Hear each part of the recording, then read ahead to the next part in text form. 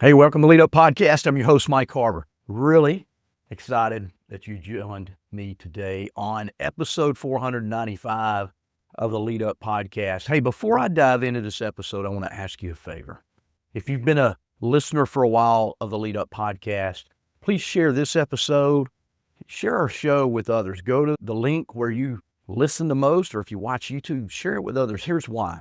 In late August, I'm going to release my 500th episode of the Lead Up Podcast. That's a big deal for me. Many podcasts don't make it past the 21st episode. Statistically, we've released 500 of those now. We've been doing this for over 7 years. I'm excited. We wouldn't be here without you, the listener. We wouldn't be here without our great guests. And we're going to do some promotion of those guests on episode 500. But really, this is a labor of love for me because my goal is to serve leaders in a big way, to help you lead in ways maybe you haven't thought of, or just help you get out of your own way sometimes and think a little bit differently, bring ideas from our guests as well. So I want to celebrate you, the listener, but I also want you to help me celebrate that 500th episode by reviewing our podcast on your favorite listening platform, leaving a comment on our YouTube channel, sharing the episode shows with your guests as well. And get engaged because episode 500 is going to be a big deal.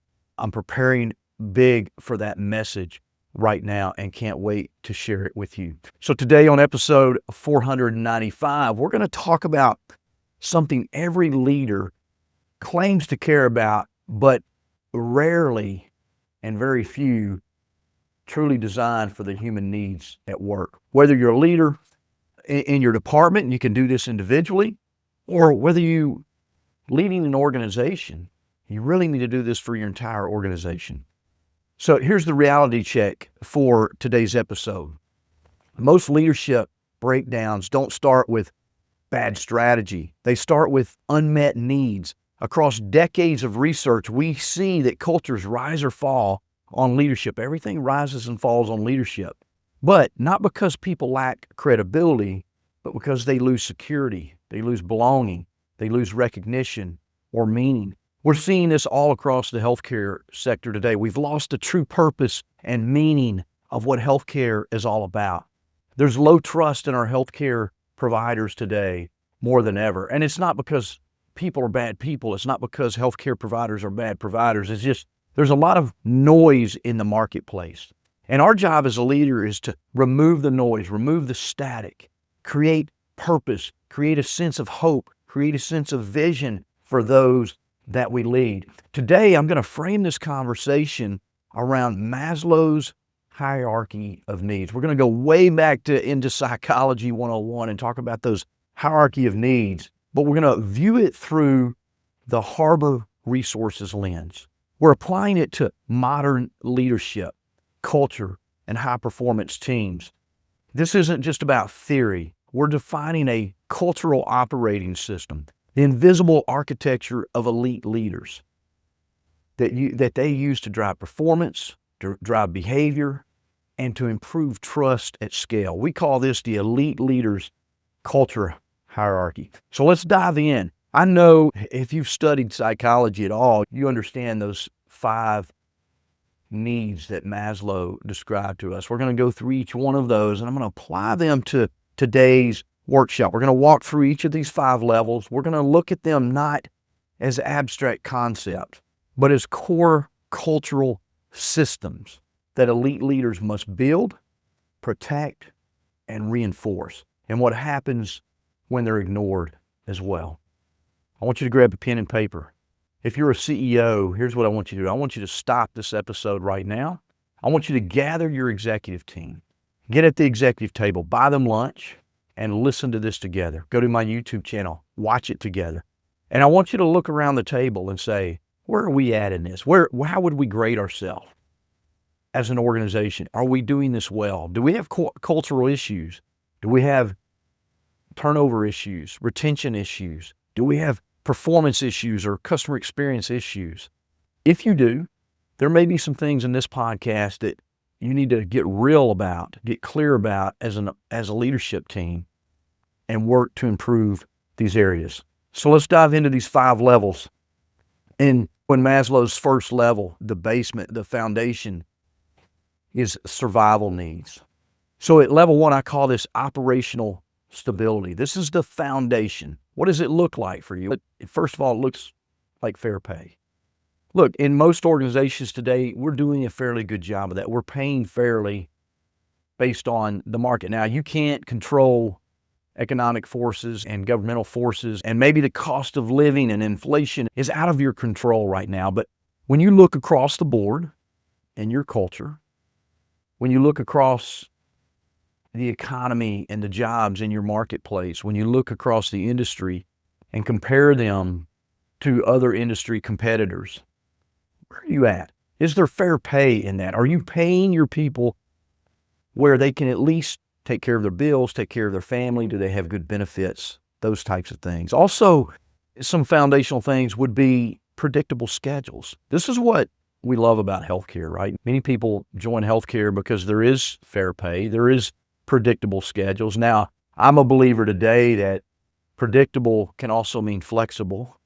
We need to look at flexible schedules. There's a lot of factors in the world today that maybe us Gen Xers didn't face as we were growing up. Maybe many of us had two-parent homes. Many of us had one parent at home taking care of us. And so some of us could work, and then we had a spouse that could take care of the kids. And we didn't have to worry about whether they were getting picked up from school or getting to school on time or getting their lunch or getting their homework, getting their studies. So there's things here that we're going to talk about a little bit more as well. Also, security looks like manageable workloads. There's a lot of talk today in healthcare about overload, overwhelm, burnout. And the reality is, and this is Mike Harbour's lens, I don't work as a healthcare CEO, but I know I work with healthcare CEOs and healthcare leaders all over the country. I know there's tons of economic pressures, tons of reimbursement pressures. But we also tend to overmanage our organizations by metrics that somebody else said were important. And I think it's important as a leader that sometimes we look around the table, we look at each other and say, are we managing to a metric, or are we managing to what our workforce needs, to what our customers need? Are we managing to what our patient load and the type of patients that we have need? Or are we just managing to a metric and not really looking at the overall picture of what's required for our workforce and those baseline requirements within our culture? Today, healthcare workers face challenges that they didn't face 10, 20, 30 years ago. And so as leaders, we've got to maybe start right here and look at the survival needs, the stability, the operational stability. Are we still working on an old frame of reference? Have we upgraded? Here's what I know. Customers require things different today than they did before COVID. But so does our staff. So do those who are providing that customer care. So when is the last time as an executive team you stopped and just evaluated this piece? That's what I want to challenge you to think about today. Now look, we don't have time on a 30-minute podcast to dive deep into all those. I'm just trying to bring awareness and ask you, where would you grade yourself on these? Here's the risk. The risk, if these things are neglected, is people don't just disengage, they self-protect. Maybe they look for other jobs. Maybe they don't give you their best. Maybe they quit being creative. Maybe they quit working the extra hour that you need them to work because they've got other things and they don't feel safe here. And so they've got to go to a place that is safe for them. People don't resist change. Many of you are working on change initiatives in your organizations. People don't just resist change, they resist loss. This is all psychological. It has nothing to do with you as a leader. It's how you influence, how you communicate, how you take care of these needs that your employees have. They're resisting loss. They're self-protect. You do that as a leader, I know. Look, I talk to hundreds or thousands of leaders every single year. I do lots of coaching. In many of those coaching conversations I have with leaders, they're self-protecting.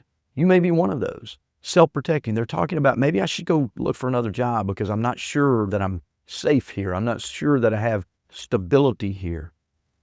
I'm not sure that this is the right place for me. Now, I'm not criticizing that. There's all kinds of reasons those things happen. But if you're doing that at the executive level, at the senior leader level, what do you think your frontline team is doing? Yet you're wanting something much different. Maybe this is a time to pause in your leadership with your executive team, with your leadership team, whether you're leading a department or an entire organization, say, how can we meet this need better? Because if we do, that's the foundation. And then we jump up to that second level of need. I call this the psychological and role security need. This is safety. Okay, so we talked about survival. This is safety. This acts as the risk management layer of your culture, determining if people feel safe to speak up, admit mistakes, or ask for help. I risk when I share this statistic because I talk to people literally all over the world, but it's really no secret that healthcare mistakes are the third leading cause of death in the U.S.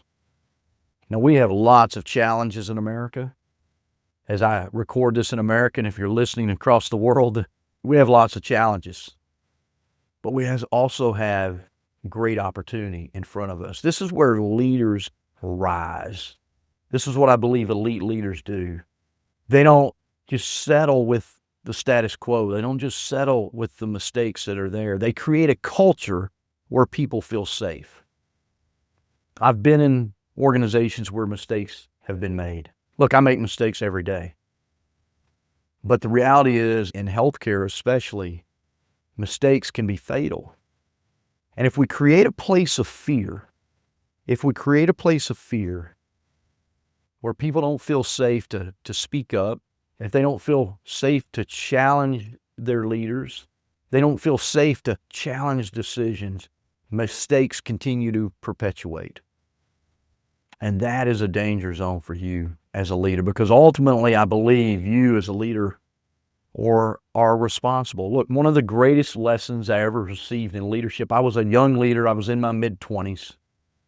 I was in the U.S. military at the time, the Army. I had a team that I led. I have very high expectations. I'm always a guy who sets the bar high. I was setting the bar very high for my team, but I was not listening to my own instructions. I was not modeling the behavior that I was expecting from others. Now, the lesson I got was one of my troops that I was leading challenged me on that. I'm not going to say I liked it.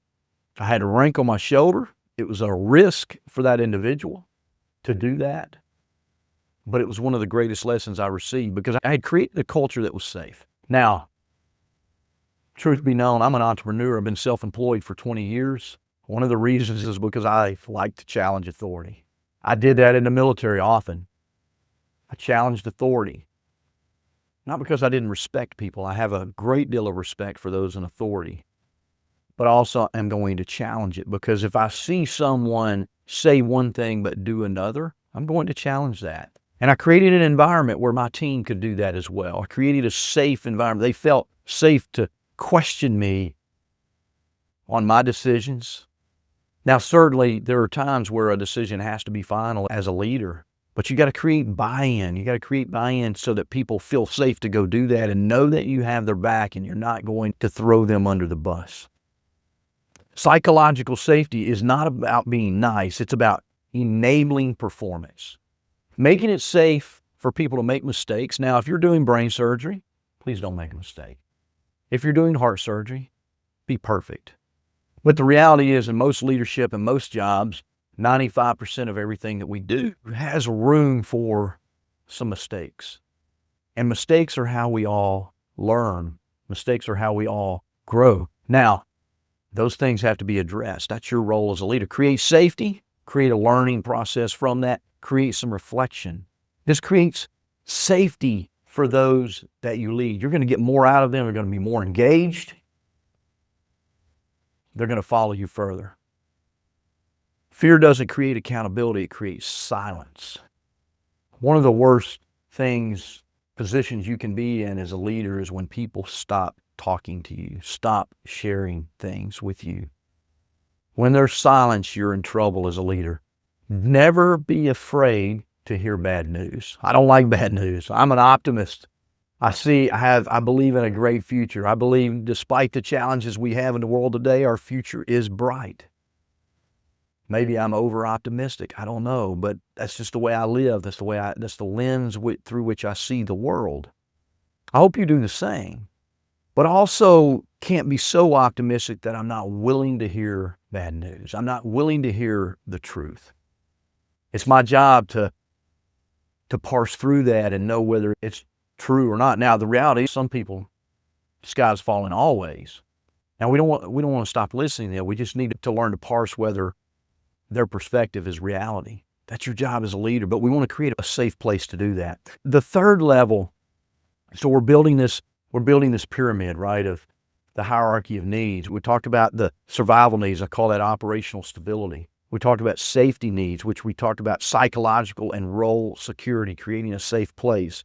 The third level that Maslow said is this belonging, the belonging needs. This is the connection and trust level. Look, I work with lots of organizations, and they have these great values of teamwork and community, family, whatever those values are.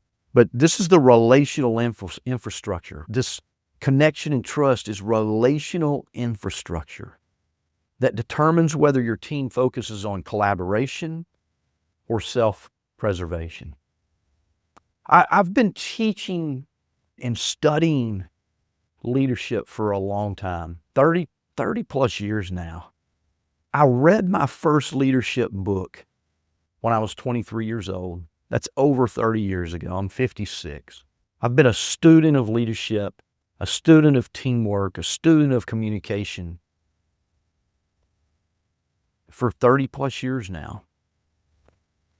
And one of the things that I realize, and I've talked about this on this podcast, I talk about it in the training workshops that we do in the coaching, is I'm a competitor. I grew up playing baseball and football. I played football through high school. I played baseball through college. I like to golf. Not a very good golfer, but I like to golf. I'm very competitive. I like to compete. It's not necessarily that I have to win, but I like to compete.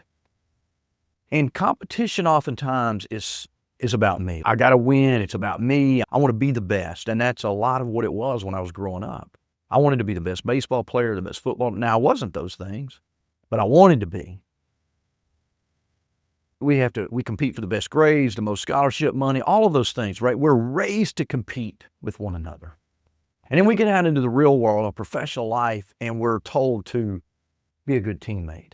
Now, luckily for me, I played on some teams, some great teams. I'm not saying I was a great teammate. I had to learn these things in the Army, the military. It's all about team.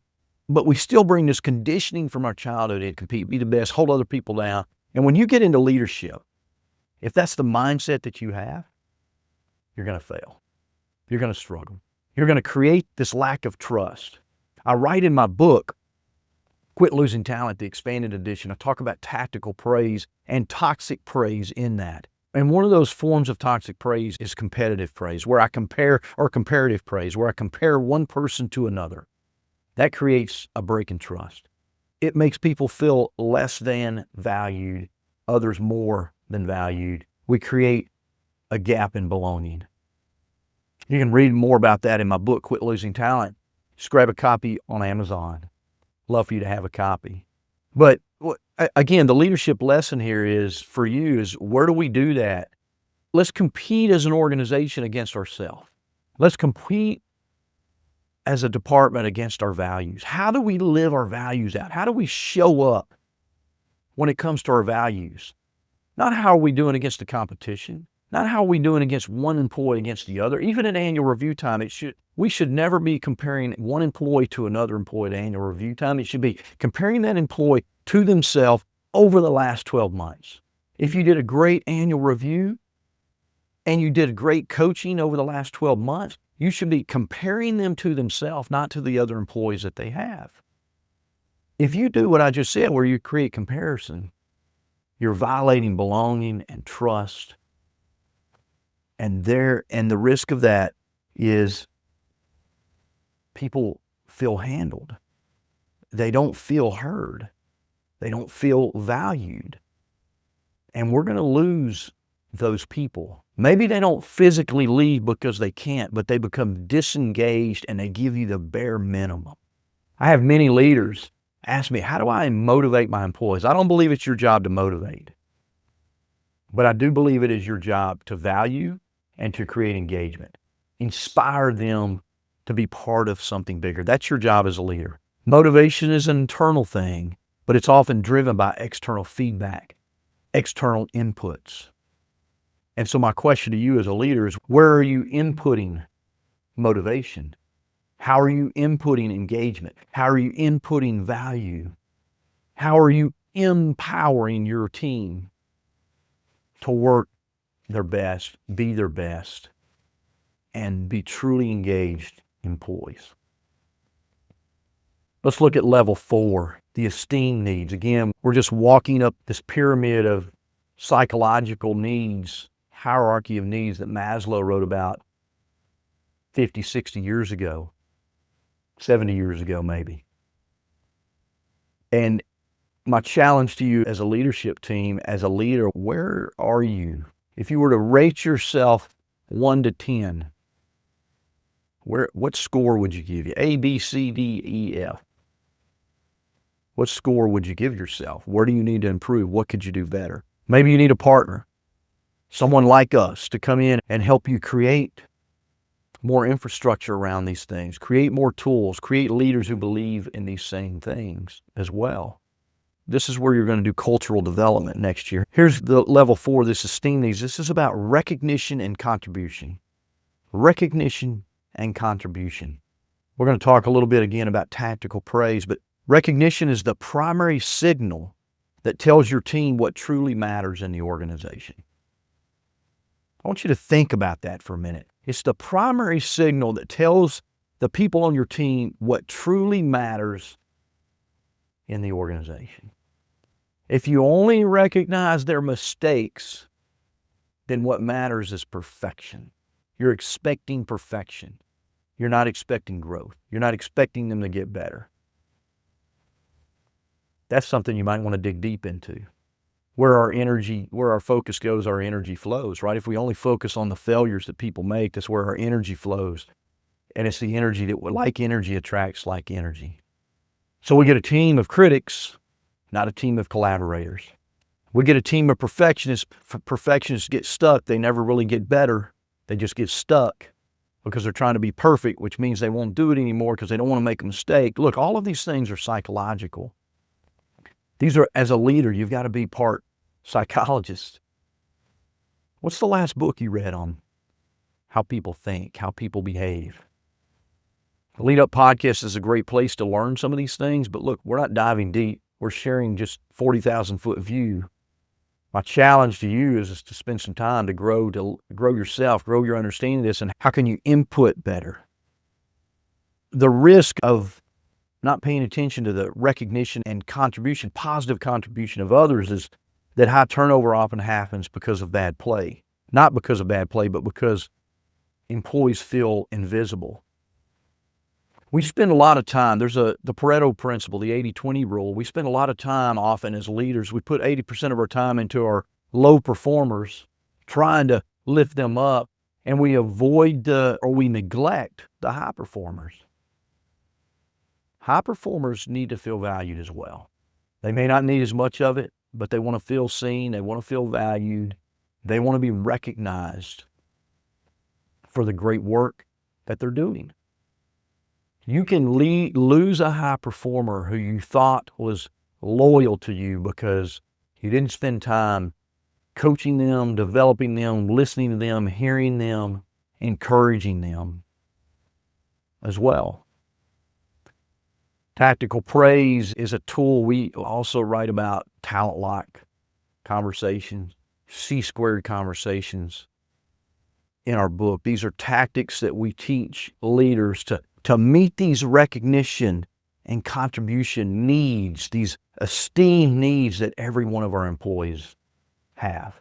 You have them as well. Now, here's where I want to challenge you as a leader, especially if you're in this Gen X generation that I'm in. You cannot go around saying this generation just doesn't care. This generation just doesn't work. Everybody needs a trophy. Everybody needs a blue ribbon. Guess what? You raised this generation. Not everybody, but you raised if you had kids, you raised this generation. If you had any nieces and nephews, you raised this generation. We cannot complain about the things that we created. What we can do is lead differently. We can look at it and have a different perspective. Now, you can't give everybody a trophy. You can't give everybody a raise. But what you can do is give everybody a listening ear, a pat on the back, an attaboy. How often do you do that? When is the last time you intentionally celebrated the contributions of those on your team? When is the last time you individually, now here's a critical thing, you need to realize which of your employees need closed door recognition and public praise. So it's very important to know that, because not everybody likes public praise. Sometimes we need to do that behind closed doors with the individuals on our team. But when is the last time you intentionally did that? When's the last time you went out and you became a noticer of the good? When did you walk around your department, your shop, your organization, and looked for good?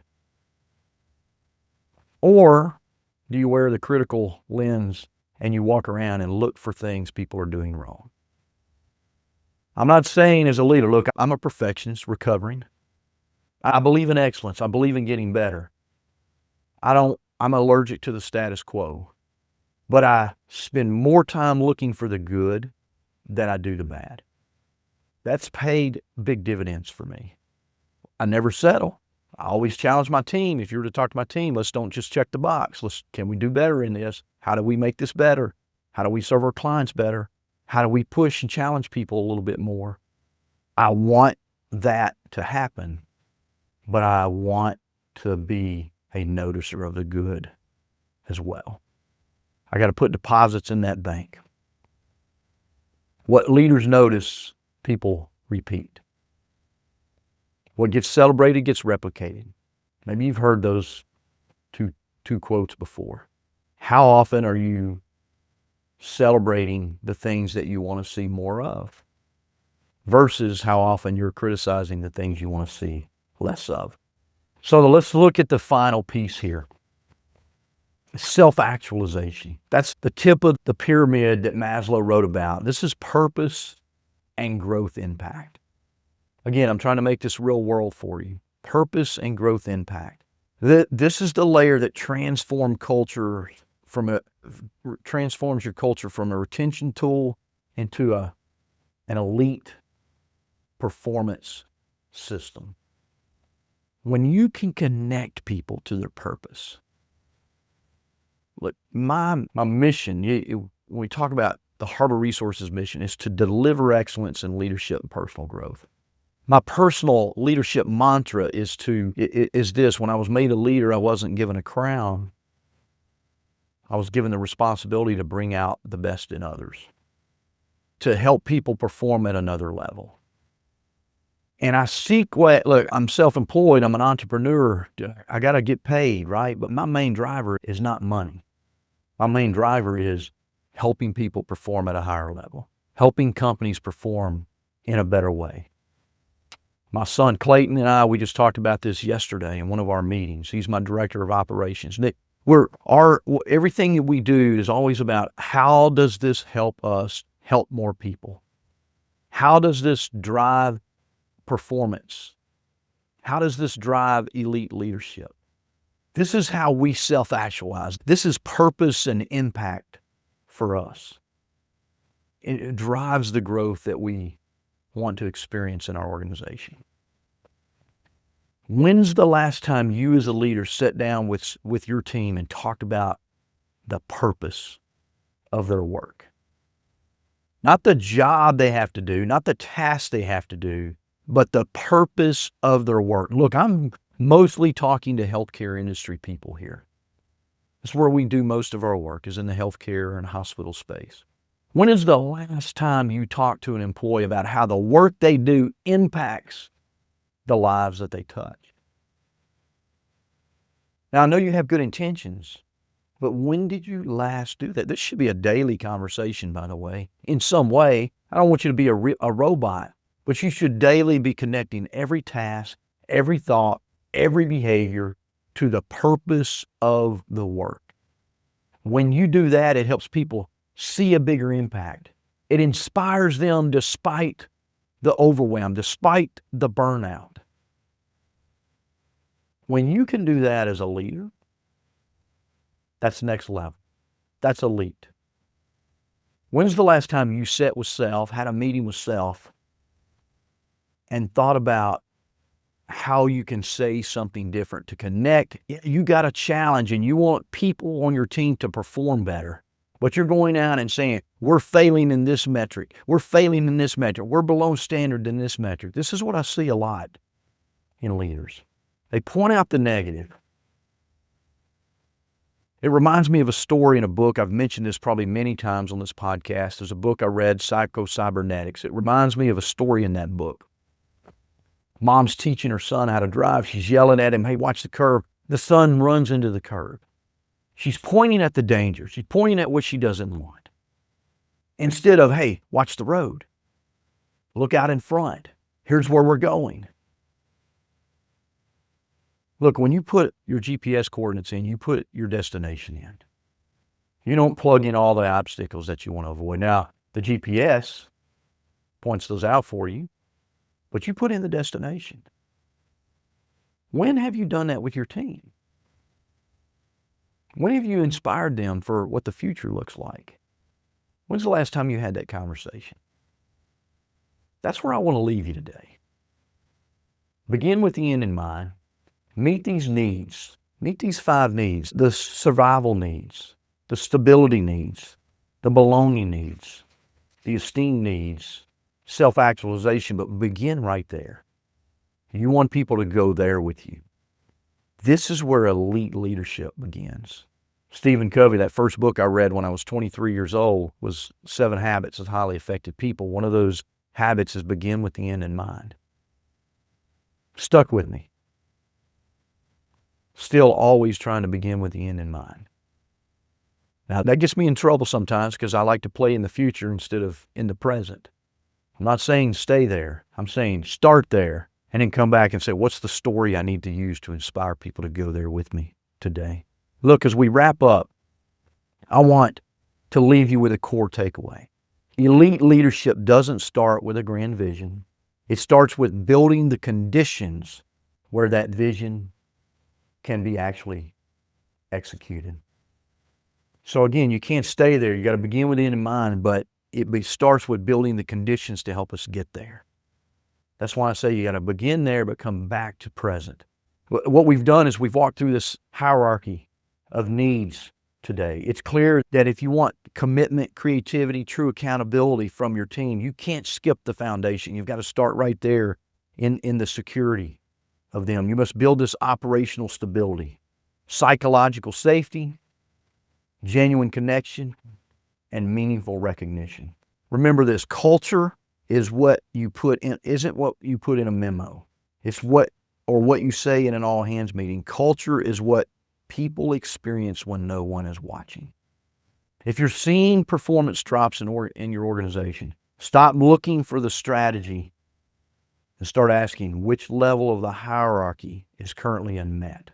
This is the question you should be asking in your executive team and your leadership meetings. Where have we missed in one of these hierarchies of needs?